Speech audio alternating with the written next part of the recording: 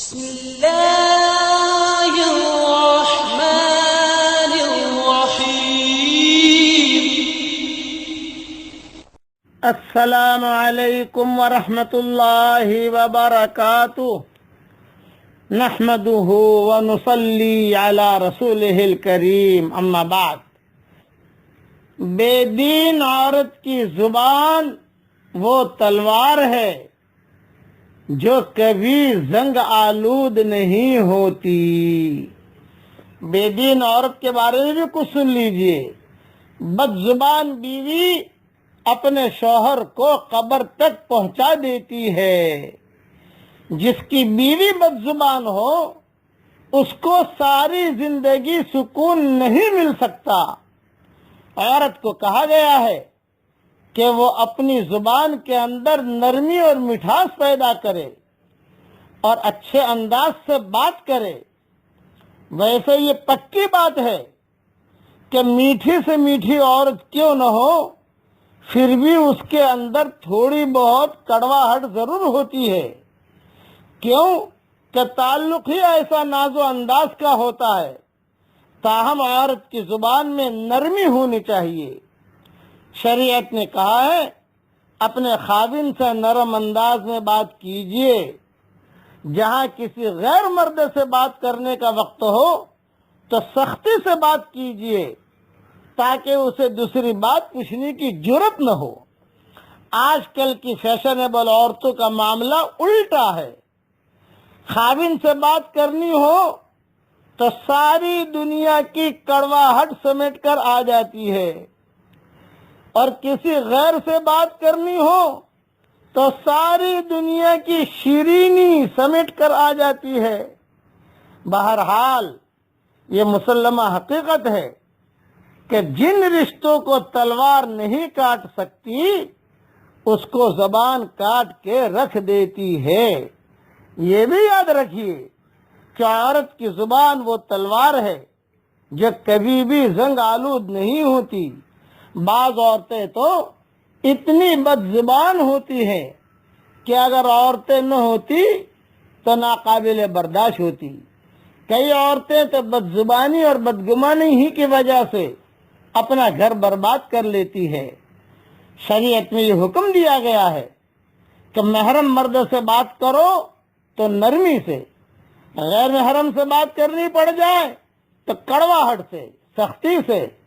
France کے جو بڑے بڑے دانش مند گزرے ہیں کسی کا قول ہے، کسی نے لکھا ہے کہ عورت سارے دن میں ایک مرتبہ اپنے خاوند سے نرمی سے بات کرے جس نرمی سے وہ پڑوسی مرد سے بات کرتی ہے تو گھر آباد رہے.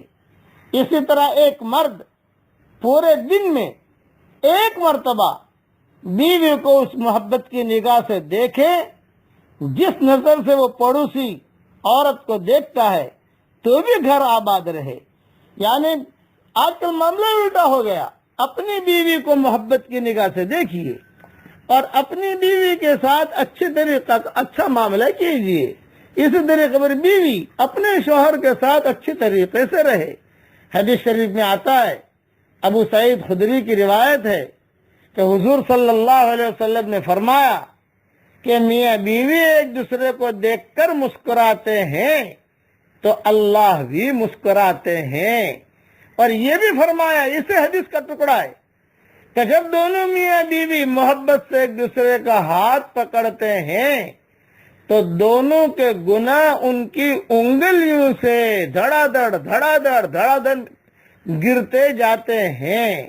جیسے میں مثال لے رہا ہوں، جیسے نل کھولو تو پانی کیسے نیچے بڑا اور زیادہ پانی ہو تو کتنے زوروں سے پانی آتا ہے نکلتا ہے، اسی طریقے سے گناہ بھی جھڑ جاتے ہیں.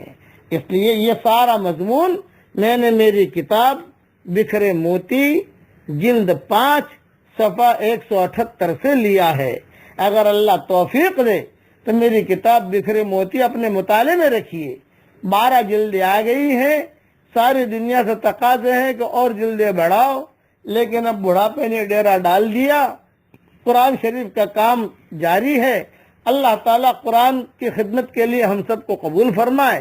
12 جلدیں ہیں، کہیں سے خرید لیجئے، تھوڑا تھوڑا پڑھیے کئی چیزیں اس میں آپ کو اصلاح کی ملے گی.